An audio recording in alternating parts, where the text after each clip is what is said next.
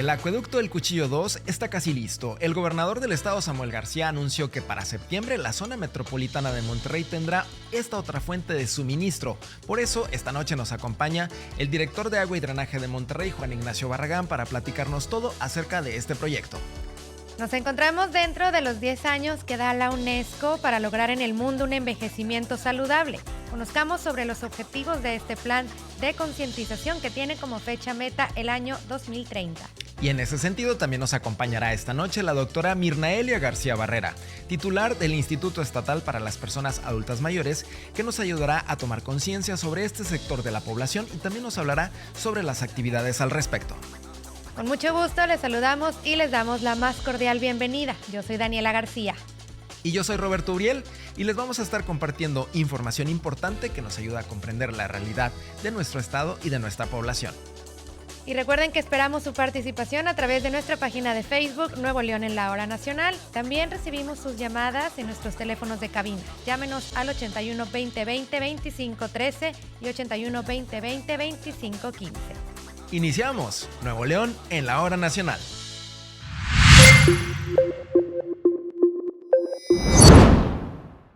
Bueno, ya estamos de regreso en Nuevo León en la Hora Nacional y con un tema que me parece que a todos nos va a llamar mucho la atención y nos va a interesar bastante en esta noche porque tenemos hoy de invitado al arquitecto Juan Ignacio Barragán, titular de Servicios de Agua y Drenaje de Monterrey. Le damos la más cordial bienvenida a Nuevo León en la Hora Nacional. ¿Cómo está, arquitecto? Buenas noches. Muy buenas noches, Daniela. Buenas noches, Roberto.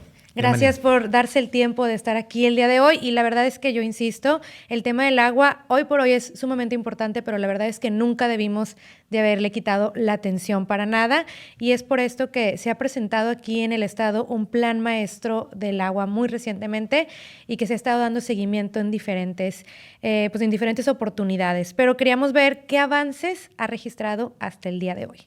Pues mira, el plan maestro tiene muchas facetas, pero las más importantes son las que tienen que ver con el lograr el abastecimiento del agua para la ciudad de Monterrey en el corto plazo. Y ahí tenemos un primer proyecto que es muy importante, que es el acueducto Cuchillo 2. El acueducto Cuchillo 2 trae el agua de la presa El Cuchillo a la ciudad de Monterrey y va paralelo al acueducto que se construyó pues hace más de 27 años, el Cuchillo 1. Actualmente trae un avance del 83%, casi 84%.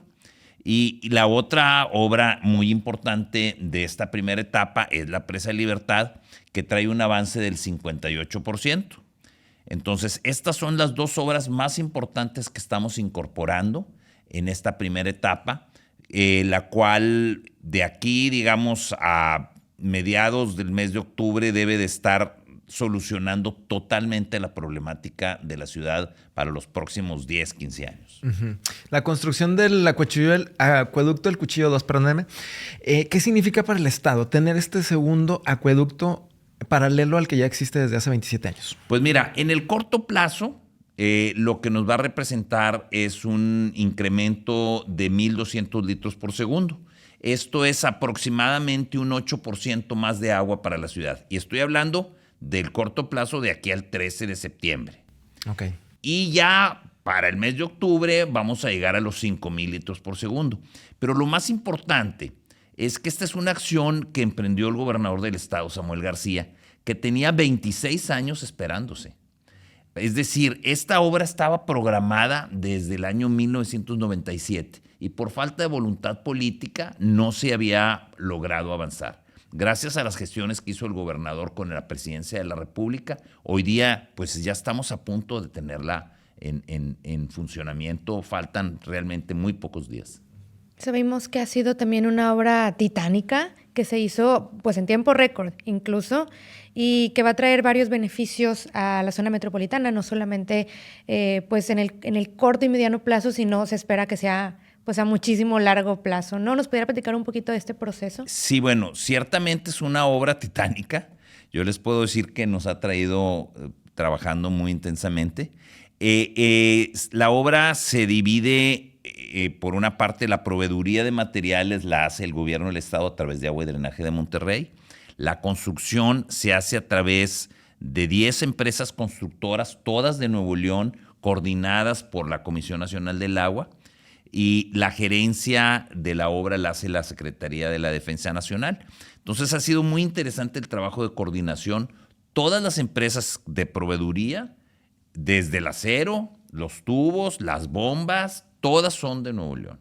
Y por supuesto todas las constructoras. Ahora, lo importante aquí es que, nada más para que nos demos una idea, el Cuchillo 1 se tardó aproximadamente 2 años y medio en su construcción. Y lo vamos a hacer en 1 año. Ese es el tamaño de la obra y del esfuerzo que ha hecho el gobierno de Nuevo León para resolver la problemática de la ciudad. ¿En qué año se construyó el Cuchillo 1? En el 94 se terminó, digamos, el primer acueducto. Pero entró en operación más o menos en el 95 y bueno, en el 97 se firma el convenio con el estado de Tamaulipas, precisamente que incluía la construcción del Cuchillo 2 y desde entonces estábamos esperando. Desde entonces está pendiente. Pero bueno, pues ahora ya es una realidad, faltan poquitos días. 13 de septiembre es la inauguración. 13 de septiembre se debe de iniciar el bombeo del primer equipo, que nos va a dar 1,200 litros por segundo. Y sucesivamente para el mes de octubre ya tendríamos 4 equipos que nos van a dar aproximadamente 5,000 litros por segundo. Todavía quedará pendiente un 5.º equipo que se va a iniciar hasta el mes de diciembre por una serie de trabajos que tiene que hacer la Comisión Federal de Electricidad. Pero con esos 4 equipos pues tendríamos ya el doble de agua del Cuchillo, lo que sería pues un beneficio para toda la población de la zona metropolitana de Monterrey, es decir, un beneficio inmediato para más de 5.5 millones de habitantes. Bien, y hablando de estos grandes proyectos, el de la Presa Libertad, ¿para cuándo se estima que esté lista? Si bien ya se cerró la cortina, pero ¿qué es lo que falta y para cuándo quedaría? El cierre hidráulico se hizo el 26 de julio.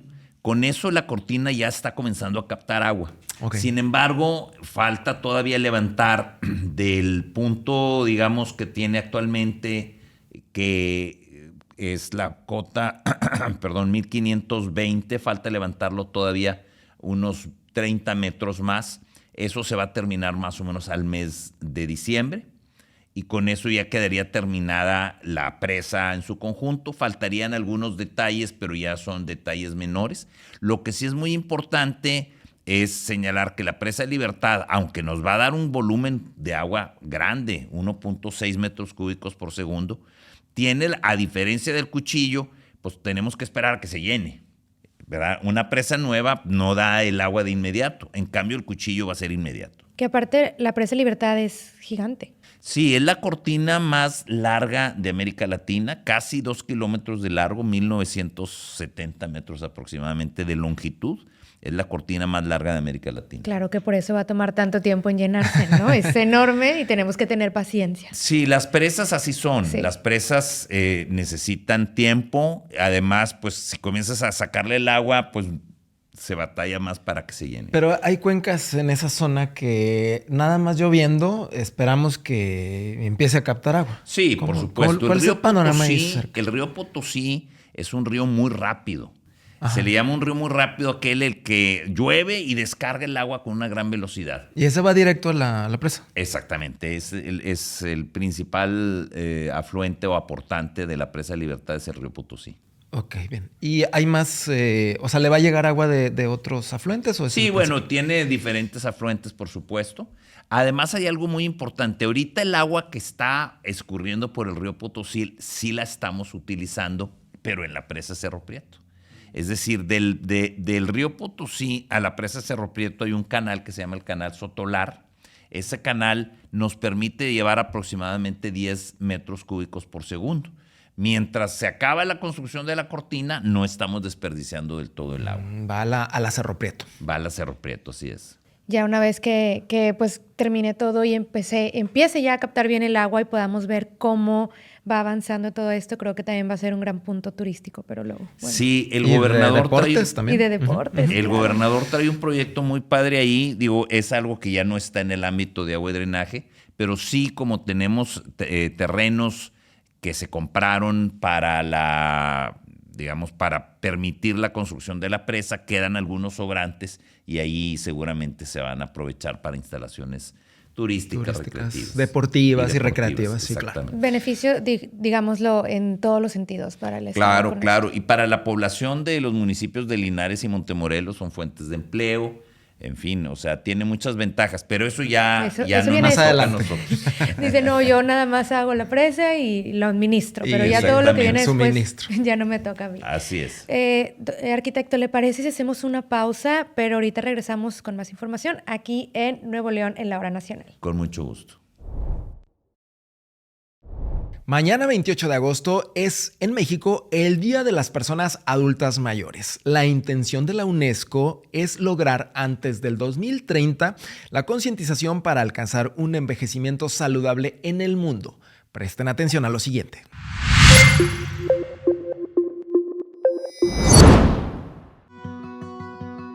De acuerdo a la UNESCO, la posibilidad de vivir más años es uno de nuestros logros más notables.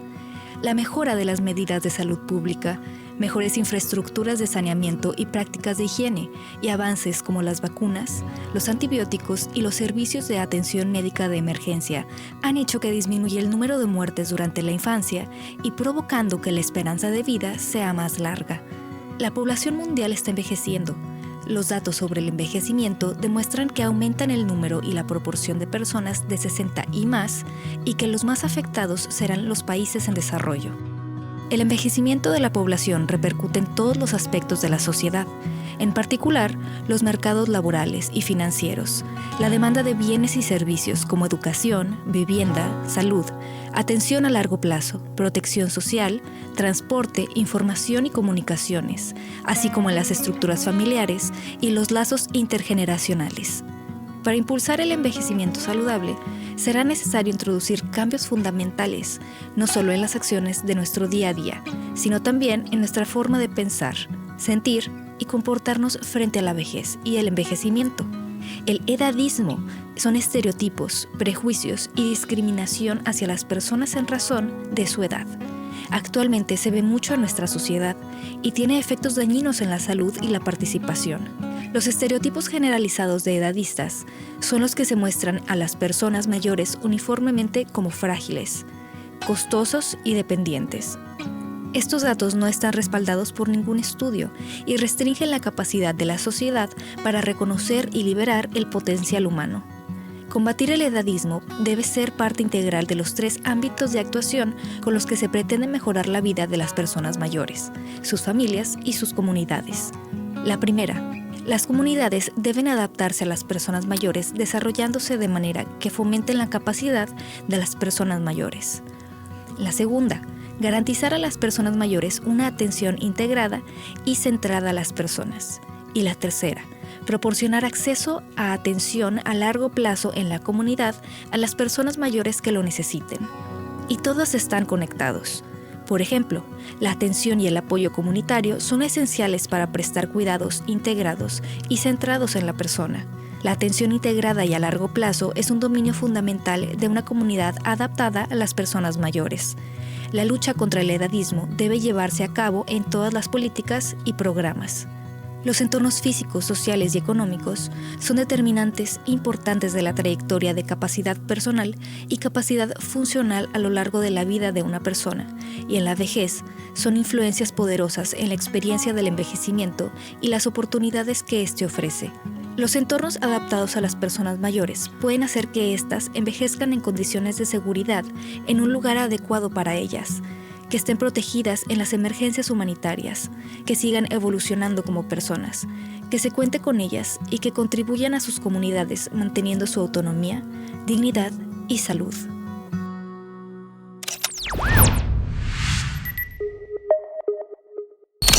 Seguimos en Nuevo León en la Hora Nacional y continuamos platicando con el arquitecto Juan Ignacio Barragán, titular de Agua y Drenaje de Monterrey, y vamos a seguir hablando de los proyectos, los planes que tiene la dependencia.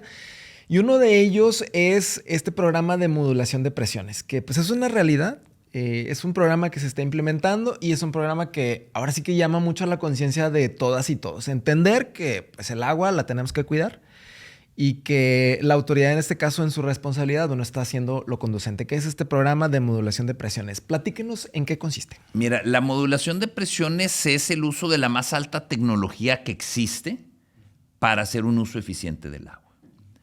Te voy a decir que una vez que terminemos este programa, Agua y Drenaje va a ser la líder en América Latina y a lo mejor incluso en toda América, pero ahí no lo puedo garantizar, en uso eficiente del agua en su red.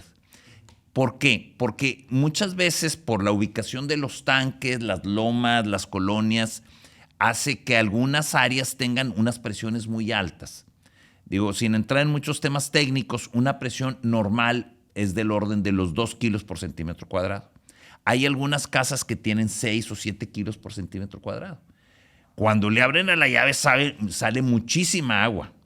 Y esa agua realmente se está desperdiciando porque no se necesita esa presión. Claro, le abres tantito y ya se fue un montón de agua que no ocupabas. Se va mucha agua que no ocupabas. Entonces, ¿en qué consiste este programa? En estabilizar, en normalizar, en emparejar las presiones en toda la red de la ciudad. Para esto se tienen o se van a tener, ahorita llevamos un 64% de avance, 3,000 microcircuitos de aproximadamente 500 viviendas cada circuito. Y cada circuito va a estar modulado de manera óptima, considerando la altitud, si tiene una loma, el tipo de usos, si hay algún edificio de 3, 4 pisos. Para todo se va a modular cada uno de los circuitos para tener el uso óptimo. Ahora, ¿en qué nos beneficia? ¿En qué le beneficia a la ciudadanía? Primero, esa agua que se desperdiciaba por la alta presión, al bajar la presión es agua que se la podemos dar a alguien más. Claro. A alguien que está en una zona más alejada y que el año pasado no tenía agua. 1. Y 2, al bajar la presión en estas zonas que tienen presiones muy altas, también se reducen las fugas.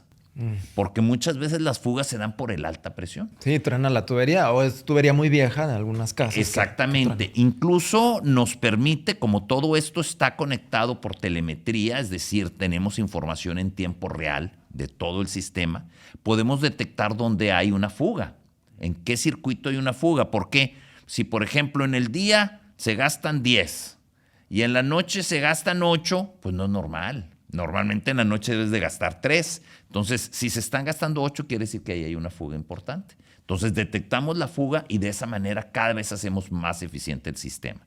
Te voy a dar un caso. Hace unos días estuve platicando con el alcalde de Escobedo, Andrés Mijes. Ustedes recordarán, el año pasado Escobedo sufrió muchísimo con el problema del agua. Y me dice, la modulación de presiones es una fregonada. Desde que se instaló la modulación de presiones, sí tengo algunas llamadas de vecinos de quejas, pero disminuyó a menos del 5%. Y todavía estamos en un tema de sequía en el estado, pero gracias a esto hemos reducido las necesidades de agua en casi 2,000 litros por segundo, más de un 14%. Eso es lo que se ha logrado gracias a la modulación de presiones. Ha sido un esfuerzo financiero, tecnológico importante, pero yo creo que vale la pena porque precisamente gracias a esto se está dando agua a prácticamente toda la ciudad. Sí hay en las noches una disminución de presión y esto es ahorita por la escasez. Habiendo más agua no tenemos que bajar tanto la presión y la ventaja es que todo esto lo vamos a controlar desde las oficinas centrales. Entonces, es como te digo, la más alta tecnología que hay para el uso eficiente de agua y eso lo va a tener la ciudad de Monterrey. No me imagino el nivel de logística que tienen preparado para todo esto y todo lo que han tenido que trabajar. Obviamente, el programa de modulación de presiones pues es el más visible que tenemos aquí en el estado de Nuevo León en materia pues de prevención, de consumo responsable de agua, pero hay más proyectos o programas que se estén realizando para concientizarnos a los ciudadanos y también para hacer más eficiente el uso del agua aquí en el estado. Bueno, sí, por supuesto. Desde el año pasado se inició la campaña de Ciudadanos de 100. El tema de Ciudadanos de 100 tiene que ver con la norma que recomienda la Organización Mundial de la Salud, que dice que debemos de consumir en promedio 100 litros por persona al día. Y hay mucha gente en Monterrey que está dentro de ese patrón, Más o menos un 58% de la población está dentro de los ciudadanos de 100. Súper bien. Pero hay un Más de la 42 mitad que están muy por encima. O sea que no, o sea, al final la balanza sigue de, pues... Necesitamos que equilibrar. los que están arriba de ser ciudadanos de 100 comiencen a ajustarse. Y esta campaña de Ciudadanos de 100 ha tenido un buen éxito, nos ha permitido, junto con la modulación de presiones, reducir. El año pasado traíamos un consumo promedio del orden de 165 litros por habitante al día, o sea, 65% arriba de Ciudadanos de 100. Hoy no tenemos así la cifra exacta, pero calculamos que andamos alrededor de 140 a 145. Ya en promedio. Claro, eso nos habla de que estamos progresando. Hay ciudades como Saltillo, por ejemplo, que está en 115. León, Guanajuato está en 120. Entonces, sí tenemos posibilidad de ir disminuyendo. Y esto se logra mediante prácticas muy sencillas. La primera, que es la más, digamos, socorrida y donde hemos visto mucha gente que nos ha apoyado, es en el uso de la regadera. Si tú te bañas a toda la presión y te bañas 15 minutos cantando la canción de moda, nada más en ese regaderazo te aventaste tus 100 litros. No, hombre. Entonces tenemos que bañarnos rápido, de ser preferible, incluso cuando te estás enjabonando, pues ciérrele, pues no, Sí, ¿para qué tiras agua, no? Algunas personas incluso, y te voy a decir familiares míos, porque mi hermana me lo presume cada rato, me dice, no, yo mientras está saliendo el agua para que se entibie un poco, para que no esté tan fría, pongo una palangana y luego de ahí de la palangana con eso me baño, ¿verdad? Y son cosas, evidentemente, ella es una ciudadana de 100 como muchos otros. ¿Por qué? Porque ahí se pierde muchísima agua. La segunda es en el sanitario. No estarle baje al sanitario. Hay veces déjalo 2, 3 veces si no es necesario, ¿verdad? Y cada vez que le bajas al sanitario se te van, si es un sanitario de los ahorradores, 6 litros. Si no es de los ahorradores, hasta 10 litros. Imagínate, le bajas 10 veces al sanitario y ya te llevaste tus 100 litros. Tachita. Entonces, esas dos. Y luego hay otras que son muy importantes. No lavar el coche con manguera. Sí. No regar las banquetas y no regar el pasto.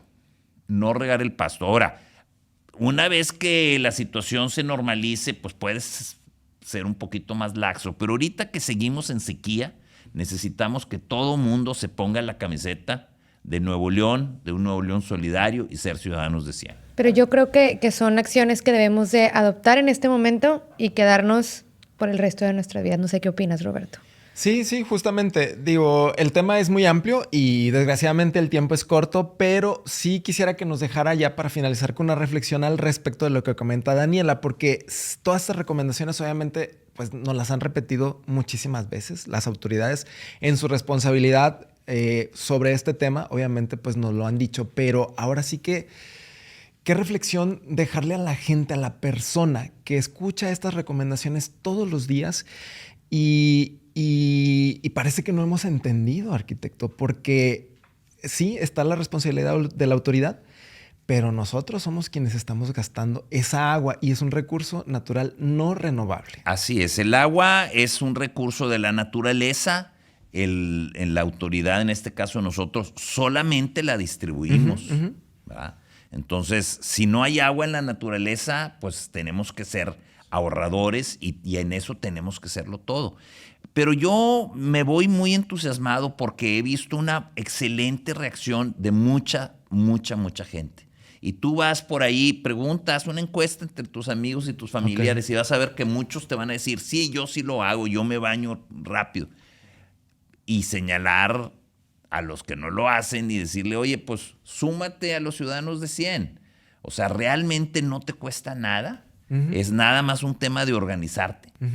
Y va a haber agua para todo mundo y yo creo que definitivamente es un tema de una cultura nueva que tenemos que tener ya para siempre porque la ciudad está creciendo mucho. El agua, si bien vamos a tener más suministro muy pronto, pero como quiera el agua será siempre un factor escaso en todo el mundo, no nada más en Monterrey. Sí, exactamente. No es un tema local, sino a nivel mundial, ¿no? Así es. Esta situación. Pues muchas gracias, arquitecto. Gracias por habernos acompañado aquí en Nuevo León en la Hora Nacional. Muchas gracias, Roberto, Daniela. Gracias. Y gracias por invitarme y cuando se les ofrezca. Le estamos a esperamos sus órdenes. de regreso en una siguiente ocasión. Muchas gracias. Claro que sí. Continuamos con más.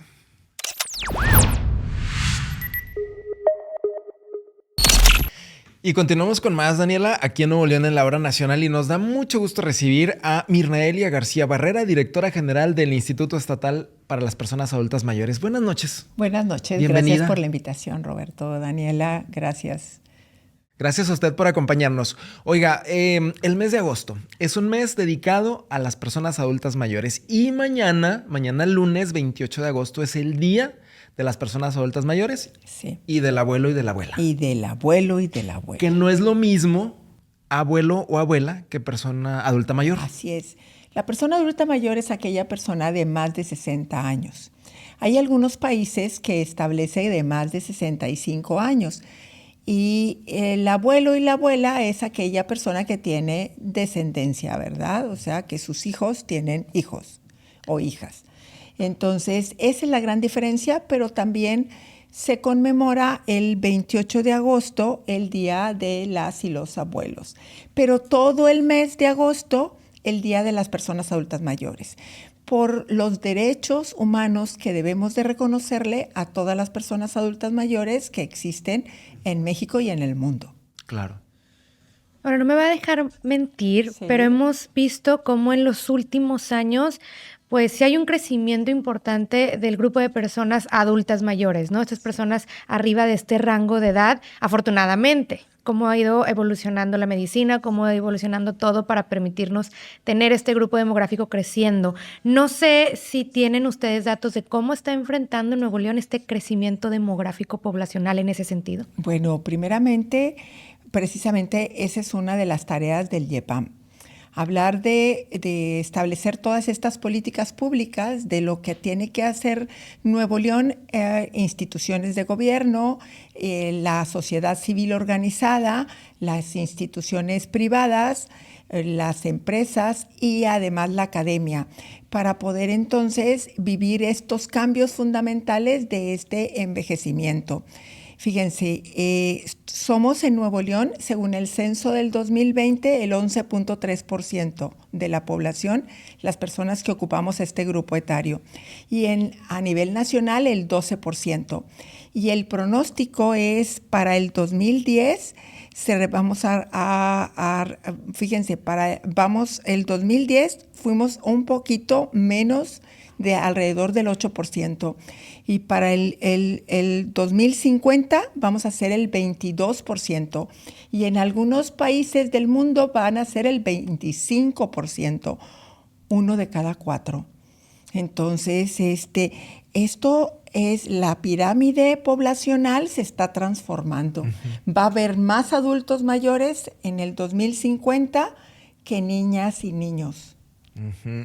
Esto habla de la esperanza de vida que hay en estos momentos, avances de muchos tipos que hacen que la persona viva más. Sí. Uh-huh. Y fíjense, en la Edad Media la esperanza de vida era menos de 30 años. Y la esperanza de vida en el 2019 para 76.5 años. Y el envejecimiento tiene cara de mujer, porque el promedio de vida de las mujeres es 79.3, el de los hombres 73.8. Y entonces esto es importante, porque todas estas consideraciones debemos de tomarlas en cuenta para poder revisar esta política pública hacia ciudades amigables para las personas adultas mayores, por ejemplo, eliminar la brecha digital y muchos proyectos de políticas públicas, que es la principal tarea del Instituto Estatal de las Personas Adultas Mayores. Porque trae retos también, ¿no? Es un grupo poblacional que, como todos, tenemos la primera infancia, tiene sus retos también para atenderla, los adolescentes tienen su reto, los adultos, todos tenemos un reto que enfrentar en diferentes grupos poblacionales. Específicamente, debe haber retos específicos en ese sentido. El primer reto es eliminar una forma de discriminación que se llama edadismo y el autoedadismo. Okay. O sea, el edadismo es la discriminación por la edad, como el sexismo por el sexo, como el racismo por la raza. Esas son las 3 formas de discriminación que se presentan en el mundo en los primeros lugares. Y el edadismo es precisamente irnos sintiendo menos, que ya no podemos, y eso lo tenemos que erradicar. Obviamente, algunas condiciones físicas tienen algún deterioro porque, fíjense, hay una línea de investigación que dice que empezamos a envejecer en el momento mismo de nuestro nacimiento. Y hay otra línea de investigación que dice que empezamos a envejecer a los 30 años. Entonces, cualquiera de ellas es importante. Aquí lo que tendríamos que fomentar es que nos preguntemos cómo queremos envejecer. Y que trabajemos en nuestro envejecimiento activo y saludable. Entonces, ese es el gran reto.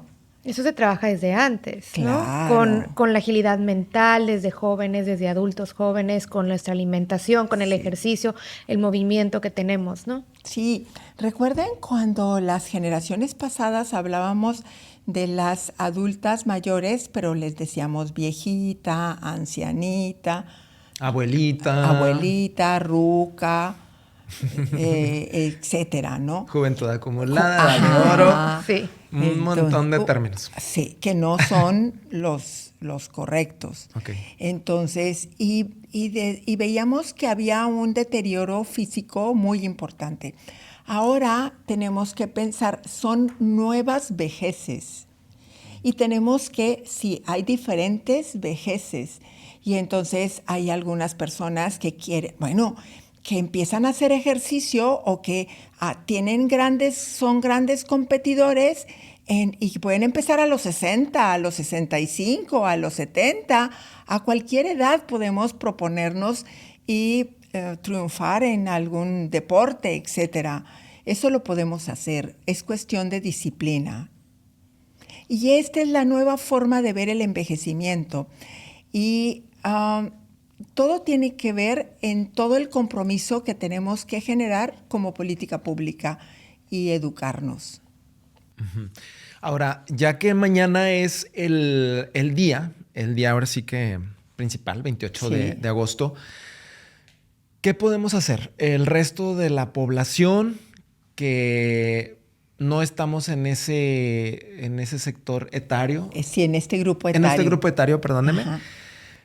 ¿Qué decirnos al resto de la población y qué decirle también a la población que está en ese sector etario? Para mañana, ¿cómo pasar este día? El intercambio intergeneracional. Fíjense nada más, este grupo etario que yo formo parte de él, necesitamos que nos ayuden a conocer más la tecnología, a que me ayuden a conocer, a ir eliminando este nuevo analfabetismo digital. ¿Y qué les damos nosotros a las personas que no viven en este grupo etario? Les damos toda la experiencia, todo lo que vivimos, por ejemplo, desde el teléfono de disco, cómo vamos platicando todas las experiencias que vivimos al ir a la universidad, en donde teníamos que hacer filas en la madrugada para poder inscribirnos. Eso me tocó a mí, ¿verdad? O sea, ir a la biblioteca, investigar, leer. En el libro. No había tampoco la facilidad de sacar copias al principio, sino tenías que hacer fichas. Y entonces todas esas experiencias, compartirlas. Entonces podemos hacer una reunión en donde dejemos una hora los aparatos electrónicos para poder platicar. Una hora, porque también tenemos que comprender esta dependencia que el grupo que no es adulto mayor tiene con los aparatos electrónicos, pero podemos llegar a negociarlo. Entonces, este intercambio intergeneracional es básico. Estas pláticas de las personas adultas mayores, de todas las formas que vivieron, del tipo de música, etcétera, creo que también es algo que el intercambio conviene vivirlo, ¿no? De todos los temas. Sí, claro. Sí. Ahora, estamos hablando mucho, y claro que me parece súper importante en temas de salud, en temas de bienestar emocional, pero también, por ejemplo, de parte del instituto, ¿qué beneficios o en qué forma pueden apoyar a las personas adultas mayores, pero en temas legales? Porque Es muy sé que también se importante. enfrentan a muchas problemáticas legales hoy por hoy. Sí. Sí, el testamento y todo eso. Sí, en temas legales nosotros tenemos la obligación como YEPAM de dar asesoría jurídica gratuita. No podemos ser sus abogados, pero damos asesoría jurídica gratuita. Hemos firmado convenios como por ejemplo con el Colegio de Notarios Públicos del Estado de Nuevo León para poder tener todo el año un precio para las personas adultas mayores de 2,600 pesos el testamento, que es el testamento público abierto. Y además hemos tenido conferencias a personas adultas mayores por parte de los notarios, del Colegio de Notarios y Notarias, y van y les explican cómo cuidar su patrimonio, porque desafortunadamente tenemos mucha violencia patrimonial. Ese es un grave problema. Y quienes deciden sobre su patrimonio es la propia persona mayor. Y además, fíjense, desde el punto de vista jurídico, podemos ayudarles en muchas cosas, ¿no? En cualquier duda que se presente, y para eso está el Instituto Estatal de las Personas Adultas Mayores, el YEPAM. Que luego estas cuestiones de la red de apoyo es bien importante. El YEPAM entonces es la red de apoyo de las personas adultas mayores. Qué bueno que nos lo pone así. Así. Además tenemos una bolsa de trabajo porque sensibilizamos a las personas, a las empresas, porque se ha comprobado, fíjense bien, que en la sucursal en donde está una persona adulta mayor hay menos rotación de personal. Ok. Entonces, O sea, nos conviene hasta desde el punto de vista económico la parte de tener bien claro incluir a las personas. además, toda la experiencia que pueden Sí. brindar. Entonces, quien decide si sigue trabajando o no sigue trabajando es la persona adulta mayor. Bien. ¿Cómo se pueden acercar con ustedes para poder conocer todo esto que ofrecen? Es bien importante que conozcan que nosotros generamos política pública y además por las redes sociales, ¿verdad? O sea, tenemos también un programa muy importante de Academia Digital. Entonces, estamos formando cursos modelos para que muchas instituciones en todo el estado impartan precisamente esta capacitación para eliminar la brecha digital. Y por las redes sociales se pueden poner en contacto con nosotros. Perfecto, pues no nos acabamos el tema. La verdad es que nada más está de que abramos un poquito y empiezan a salir otros temas. Por ejemplo, nos faltó hablar del tema de salud, El tema de atención, etcétera. El Hay tema tantos de temas. participación ciudadana. Exactamente. El tema de ciudades amigables, pero los decimos para una próxima invitación. Claro, por favor. supuesto, por Ok. supuesto. La vamos a volver a invitar aquí a Nuevo León en la Hora Nacional. Ya nos dijo las redes sociales del YEPAM que pues nunca sobra esa red de apoyo para quien la necesite. Muchas Estamos gracias. para servirle y muchísimas gracias. Muy buenas noches. Gracias, doctora Mirnaelia García Barrera, directora general del Instituto Estatal de las Personas Adultas Mayores. Y continuamos con más aquí en Nuevo León en la Hora Nacional.